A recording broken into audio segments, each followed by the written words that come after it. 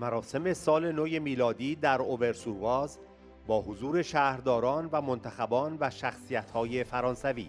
قسمت دوم. سخنرانی‌های ژان پیر برار، ژیل پاروئل، ژان پیر بکه. ژان پیر برار: آخوندها نمی‌توانند قیام مردم ایران را خاموش کنند. در راه آزادی ایران فداکاری مجاهدین خلق ایران فوق‌العاده است. آنها ده‌ها هزار قربانی دادند و هیچ چیز آنان را متوقف نمی‌کند، زیرا آرمانی برای رهایی دارند. ژیل پاروئل: مردم ایران هستند که آشکارا به انقلاب برخاستند.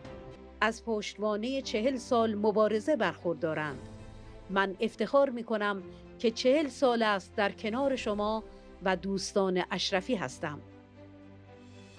ژان پیر بکه: خانم رجوی با انرژی بسیار و اراده قوی برای متحد کردن جنبش آزادی مردم ایران را برای رسیدن به یک کشور دموکراتیک هدایت می‌کند.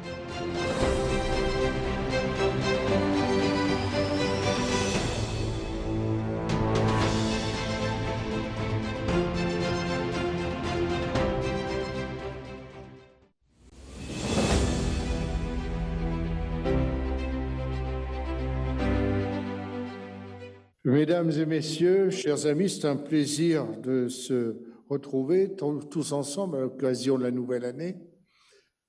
À l'Assemblée, nous avons réussi à réunir toutes les options politiques dans un même combat, comme d'autres ont su le faire avant nous pendant la résistance contre l'occupant nazi. Il y a des sujets qui supportent mal les clivages partidaires et partisans. Il faut savoir en venir et rester à l'essentiel, comme vous-même avez réussi à unifier dans le Conseil national de la résistance iranienne différentes sensibilités.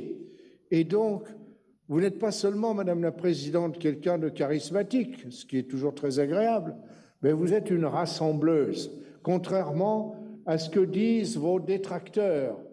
Vous avez été la cible ces derniers jours de ces bandits qui sont au pouvoir à Téhéran. Mais moi, je suis très laïque, je suis même un peu agnostique, complètement même, mais il n'est pas inutile de connaître les textes sacrés, parce que non seulement il y a de la sagesse, mais il y a l'histoire aussi des peuples qui s'y retrouvent. Et Madame la Présidente, dans la Bible, il est écrit quelque part qu'on ne saurait jeter de pierre à l'arbre qui ne porte pas de fruits. Et certainement que vous portez beaucoup de fruits, puisque les mollahs vous envoient beaucoup de pierres. Et c'est vrai qu'ils sont partisans de la lapidation, mais j'espère qu'aucune ne vous atteindra d'une façon fatale. Jean-François Le Garret, tout à l'heure, mais il a dit que ce qui se passe en ce moment en Iran, c'est une révolution. Ben, ça nous renvoie un peu en arrière. Le 14 juillet 1789, quand la Bastille fut prise d'assaut par les Parisiens, un aristocrate très important informe le roi Louis XVI que la Bastille a été prise. Et le roi dit, c'est une insurrection. Et le courtisan répond, non, sire, c'est une révolution. Je pense que jusqu'à ce jour-là, Louis XVI, peut-être, ne savait pas comment s'écrivait le mot révolution, ni à quoi ça correspondait. Et en ce qui concerne l'Iran qui est l'héritière de ce grand peuple persan, Persépolis, plus de 2000 ans derrière nous. Et l'Iran, ce n'est pas seulement Darius, Cyrus, c'est aussi au XXe siècle le peuple qui s'est déjà levé. Et avec ces événements extraordinaires des années 50, où le docteur Mossadegh a pris des décisions qui ont fâché les puissants. Les puissants, à l'époque, ça n'a pas beaucoup changé d'ailleurs, c'était ceux qui possédaient les puits de pétrole avec les États-Unis et la Grande-Bretagne. Et le docteur Mossadegh a commis un péché mortel pour ceux qui possédaient l'argent. Il a décidé de nationaliser le pétrole, c'est-à-dire de rendre au peuple iranien ce qui était à lui. Évidemment, après, ça s'est un peu compliqué et le Shah a chassé le docteur Mossadegh dans les conditions que vous savez. Tout ça pour vous dire que l'Iran, c'est pas seulement ce qui se passe en ce moment, c'est la suite dans une histoire qui va toujours dans le même sens, avec le peuple qui s'empare de ses propres intérêts et qui met en œuvre la vision qu'il a d'un futur pour son pays. Vous le disiez tout à l'heure, c'est le 115e jour du mouvement actuellement. Les mollahs y répondent comme les dictateurs savent faire, par la terreur. Mais ils n'ont pas encore compris qu'on ne tue pas des idées. Et ça, ce n'est pas d'aujourd'hui. C'est depuis, puisque je faisais référence à la Bible tout à l'heure, ben oui, déjà à cette époque-là, les Romains ont essayé de tuer les idées. Ça n'a pas très bien marché. Et la puissance actuelle du mouvement est impressionnante. Et la continuité, parce que des mouvements en Iran, dans les dernières années, il y en a eu beaucoup, toujours réprimés férocement, dans le sang, des milliers de morts, mais cela continue. Et vous avez souligné le rôle des femmes. N'oublions pas que dans un pays comme le nôtre, c'est pendant la résistance que les femmes ont gagné leur place et enfin le droit de vote qui leur a été reconnu, j'allais dire octroyé. Non, il n'a pas été octroyé, elles l'ont conquis. Et ce n'est pas du tout la même chose. Et c'est ce qui se passe aujourd'hui en Iran. Alors, dans cette Perse historique, un vieux peuple comme ça ne peut jamais être un peuple soumis, parce qu'on peut l'assujettir pendant un temps, mais le réel remonte à la surface, les aspirations émancipatrices, libératrices remontent à la surface.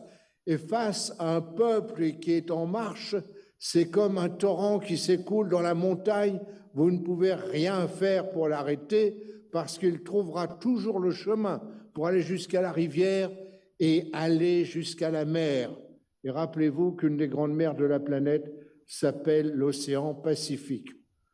Le régime des mollahs, il intervient dans beaucoup d'endroits de la planète, en Syrie bien sûr, mais même en Ukraine aujourd'hui.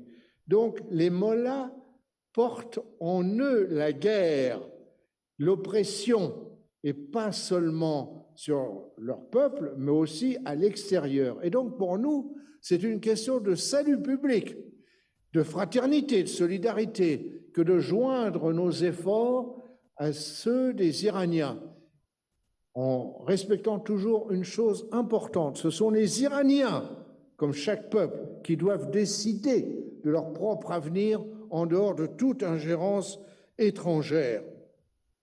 Alors la répression des moudjahidines, le sacrifice consenti par les moudjahidines du peuple d'Iran pour la libération de l'Iran a été déjà extraordinaire.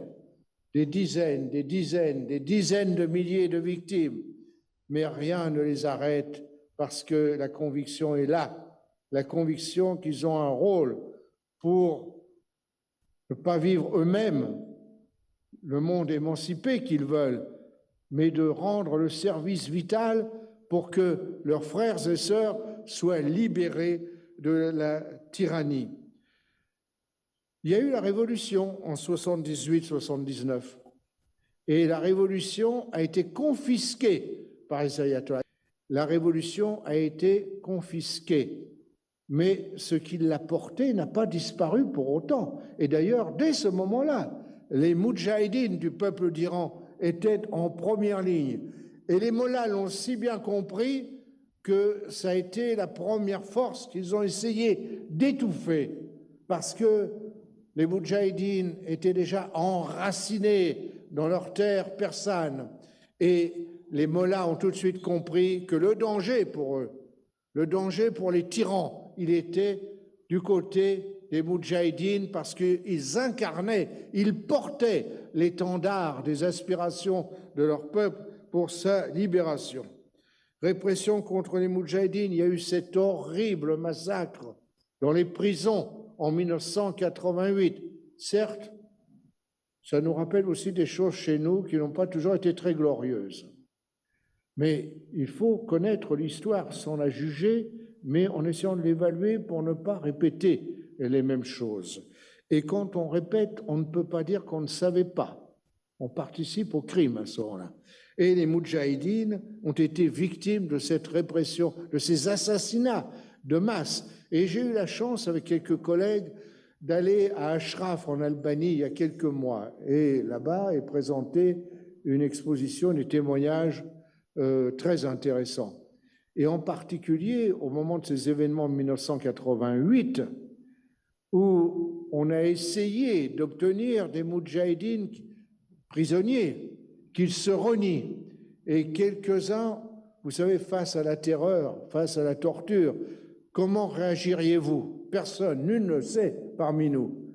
Et certains ont cru qu'en acceptant dans les mots de renier, ils obtiendraient la vie sauve. Et là, à ce moment-là, qu'est-ce qu'on leur a proposé pour vérifier qu'ils rompaient bien? On leur a donné un revolver pour qu'ils aillent tuer l'un de leurs camarades. C'est ça, la tyrannie. C'est le fascisme. Il faut appeler les choses par leur nom. Alors, on a accusé l'OMPI d'être une secte. Alors moi, ça me fait sourire. Qu'est-ce que c'est une secte? Je ne suis pas sûr que tous ici rassemblés, vous le sachiez très bien. Mais sans entrer dans le détail, je vais résumer.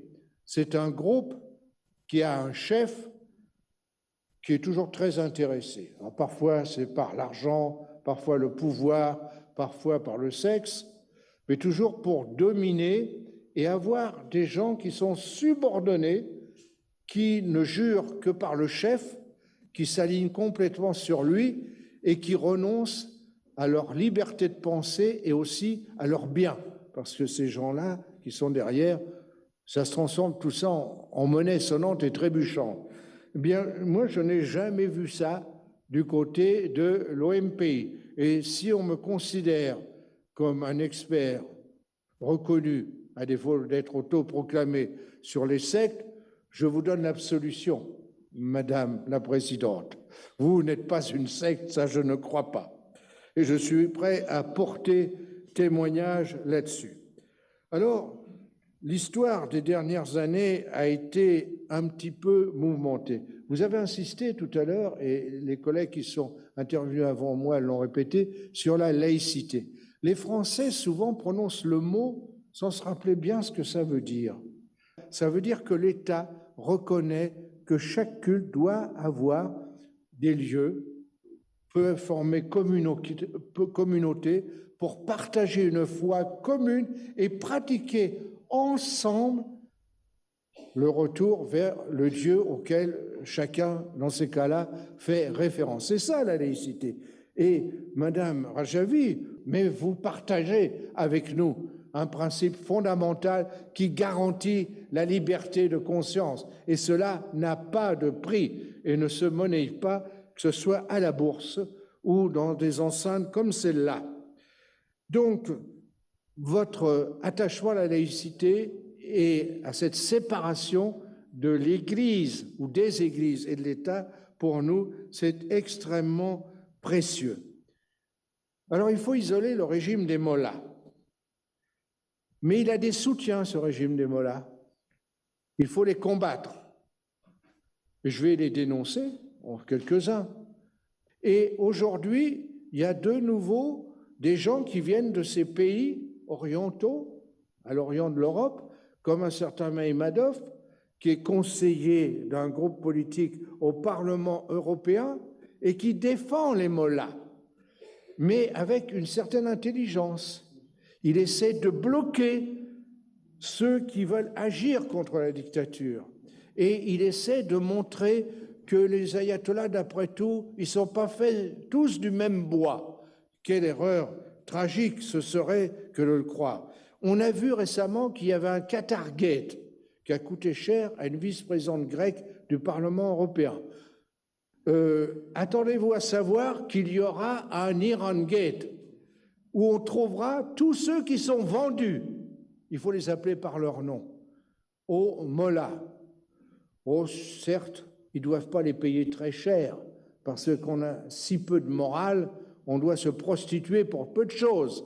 Mais ils ont des noms, ils ont ce Mammadov, et puis en France, vous avez un certain Ourcade, que vous voyez sur le plateau de télévision, et qui est appelé comme expert. Un type comme ça, ce n'est pas un expert, on appelle ça un collabo, K-O-2-L-A-B-O, comme pendant l'occupation chez nous. Il faut les appeler par leur nom et les montrer, les désigner, non pas pour les faire rougir de honte, parce qu'ils ne savent pas ce que c'est que la honte, mais pour qu'ils se terrent sous terre, d'où ils ne devraient jamais sortir. Alors il faut les dénoncer, et je pense que nous tous ici, nous avons un rôle à jouer.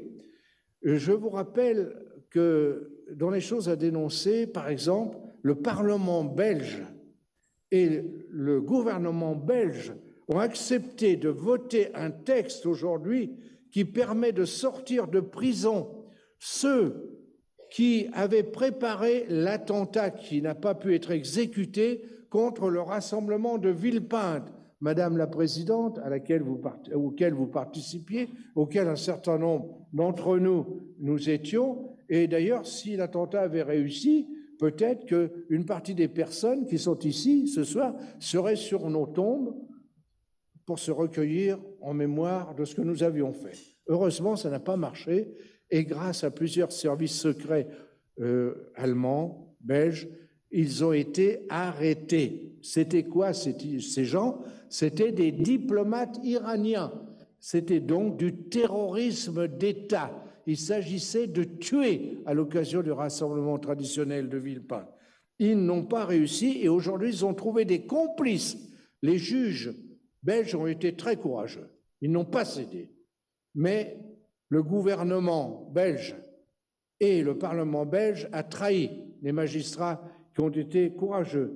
Et aujourd'hui, les mollahs ont attrapé un Belge qui passait par là en Iran, ils l'ont mis en prison et ils disent aux Belges, on vous le rend, mais il faut libérer nos criminels en échange. Alors, je ne vais pas aller plus loin, mais simplement vous dire que vous entendez justement dans ce partage entre les modérés et les pas modérés en Iran, il y en a qui ont des propositions pour le futur. Et donc, ces espèces de rafistolage qui ignorent les aspirations du peuple, ça ne marche pas. C'est pourquoi notre devoir à nous, c'est de soutenir le combat magnifique, parce que les lois de l'histoire des mouvements populaires, c'est comme les lois de la physique. Vous pouvez mettre le couvercle, mais quand la marmite commence à bouillir, vous pouvez même vous asseoir sur le couvercle, mais vous sauterez dans les airs avec le couvercle. Mais vous ne pouvez pas réprimer un mouvement irrépressible. Et ça doit être notre honneur à nous, notre dignité, que d'être solidaires de tous ces révolutionnaires. Et j'adhère à la référence de Jean-François Le Garret d'Iran aujourd'hui, parce qu'ils apportent leur pierre à la construction d'une humanité faite de fraternité et de confiance dans l'intelligence des personnes. Alors, Madame la Présidente, vous connaissez tous ici le chant des partisans.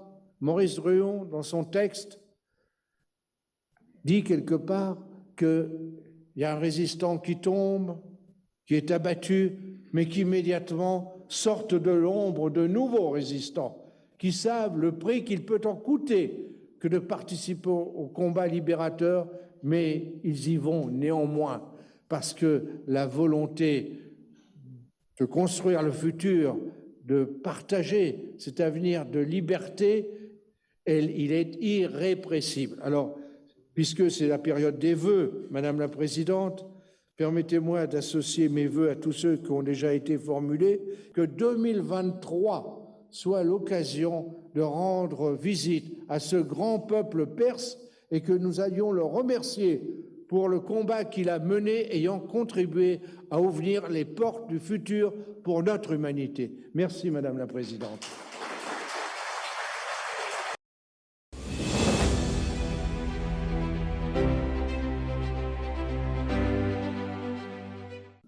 Madame la Présidente, c'est toujours avec plaisir que je suis ici parmi vous. Vous allez nous manquer ce soir. Alors je vais vous faire une confidence, une deuxième confidence, c'est que pour la première fois, je vais faire des vœux auxquels je vais pouvoir croire. Pendant trop d'années, nous nous sommes retrouvés ensemble, ici, à Auvers, pendant des moments de joie, pendant souvent des moments de peine, durant ces 40 dernières années. Et quand je faisais des souhaits, et quand je disais demain à Téhéran, je dois bien vous dire que j'y croyais pas beaucoup. Eh bien, aujourd'hui, pour la première fois, pour la première année, je vais émettre des vœux qui soient véritablement des vœux, et je sais qu'ils sont possibles. Tout à l'heure, Jean-Pierre, tout en ne résumant absolument pas. Mais moi, je vais essayer de le faire. Pour les amis d'Auvers, il faut les remercier. Eh bien, à tous les Auversois, je souhaite une excellente année 2023. Et puis nos amis d'Ashraf, tous ceux-là qui ont donné leur vie pour la résistance et qui sont à l'origine du succès aujourd'hui qui est le vôtre et que celui de la résistance. Alors je ne vous parlerai pas d'autre chose, si ce n'est, je m'interroge toujours pour savoir ce que je peux faire, ce que je pourrais faire pour vous. Tout à l'heure, Jean-Pierre vous a dit que la révolution, le changement de régime ne pourra arriver qu'à partir du moment où c'est le peuple iranien qui le fera. J'ai trouvé une pensée persane qui est parfaitement adaptée à cela. Et voilà ce qu'il dit. Il dit « La force de l'eau vient de la source ».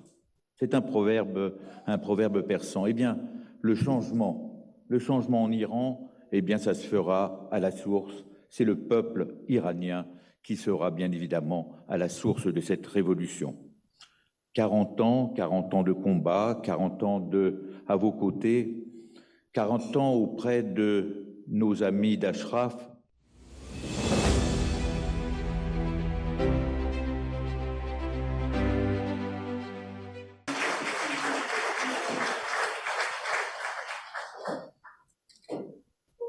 Madame la Présidente, Mesdames et Messieurs et chers amis, chers collègues du Val d'Oise et tous les amis qui sont là aujourd'hui, Madame la Présidente, chaque année, on a l'habitude de se rencontrer pour se souhaiter les vœux.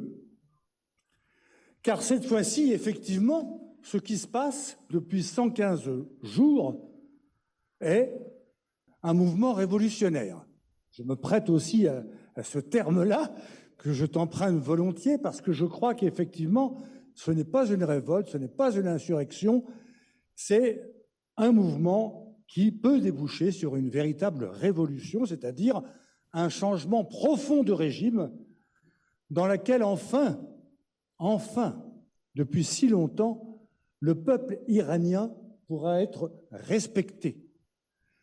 Enfin, l'Église, les mollahs, ne seront plus la courroie de transmission du pouvoir. Il y aura bien une séparation.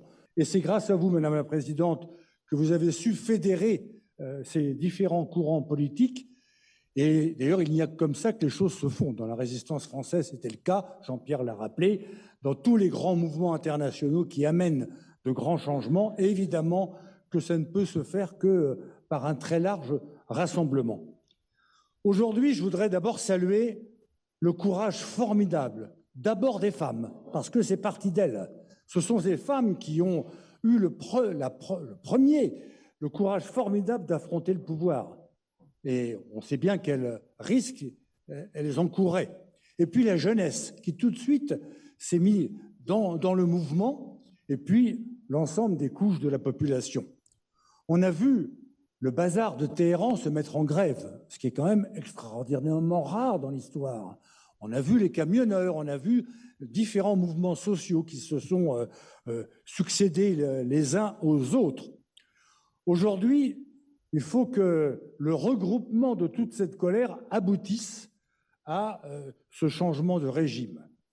Et cela est possible à quelques conditions. Le premier, c'est la détermination. Mais alors là, on a compris que, bien sûr, dans la résistance iranienne, on le savait, votre détermination était totale.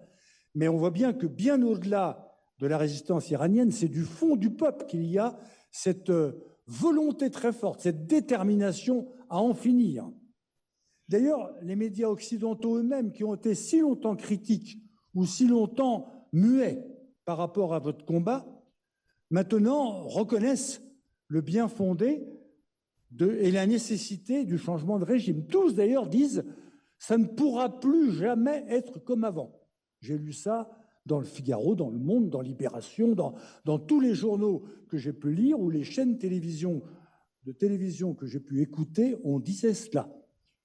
Il y a seulement un an, on ne disait pas cela, on ne lisait pas cela. Aujourd'hui, on lit cela. C'est donc un pas extraordinairement important. Et puis, je vois aussi l'attitude de gouvernement qui était singulièrement aux abonnés absents et qui, aujourd'hui, salue votre courage, loue votre détermination, disent qu'il est temps, effectivement, de voir quelque chose de nouveau à la tête de l'Iran. C'est donc que les lignes bougent, comme on dit. Mais elles bougent, mais il faut qu'elles bougent jusqu'au bout. Et on n'en est plus très loin. Si j'ai un souhait à former, j'en ai plusieurs, mais celui-ci, il est vraiment majeur. C'est vraiment que dans les semaines et les mois qui viennent, les gouvernements et les institutions internationales se lèvent pour condamner le régime de l'Iran, pour inscrire les Pasdaran dans la liste des organisations terroristes, quand je pense que vous avez été, vous, inscrit à un moment, pour des raisons de complaisance et des raisons de marchandage économique, vous avez été inscrit. Et combien d'années il a fallu pour en sortir? Nous savons bien toutes les démarches qui ont dû être faites. Nous vous avons accompagné dans ce mouvement, ici et ailleurs, pour dire que tout cela n'était pas possible. Vous n'êtes pas une secte. Moi, j'ai dû expliquer en 2003 que vous n'étiez pas des terroristes. C'était vraiment pas possible. Je l'ai dit fortement. Au début, les médias, au début, pendant quelques jours, les médias disaient « le maire, il est un peu fou de dire ça ». Puis 8 jours après, il me disait « pouvez-vous nous donner un peu plus d'arguments, d'éléments, parce que nous, on avait cru que, on nous avait dit que ». Ah bah oui, on nous avait dit, ils avaient cru. Bon. Mais très vite, les journalistes, en tout cas les plus consciencieux d'entre eux, ont aussi changé et ont bien compris que ce n'était pas exactement ça et qu'on n'hébergeait ni une secte, ni une organisation terroriste. Et je veux vous dire, Madame la Présidente, que si ça avait été une secte, je me serais battu pour la chasser, car je suis comme Jean-Pierre Brard, puis comme mon ami Alain Vivien, qui a présidé à un moment la délégation de lutte contre les sectes et qui vous soutient fortement. Comment pourrait-on imaginer que l'ancien président de la délégation française de lutte contre les sectes soutienne une secte? Il faudrait vraiment avoir un esprit bien étroit pour pouvoir dire ça, ou bien aveuglé. Voilà, Madame la Présidente, donc je vous souhaite toute l'énergie, toute la volonté pour rassembler comme vous le faites si bien, pour coordonner, pour amplifier le mouvement qui va nous amener à libérer le peuple d'Iran, à rendre le peuple d'Iran dans un pays démocratique, libre, où la justice régnera et où l'État sera séparé de l'Église. L'Église a le droit d'exister, bien évidemment. Il faut même protéger son droit à l'existence, mais pas son droit à diriger le peuple en permanence comme il le fait dans l'État actuel et sortir donc de la dictature pour aller vers la démocratie. Meilleurs vœux à vous, meilleurs vœux au peuple iranien.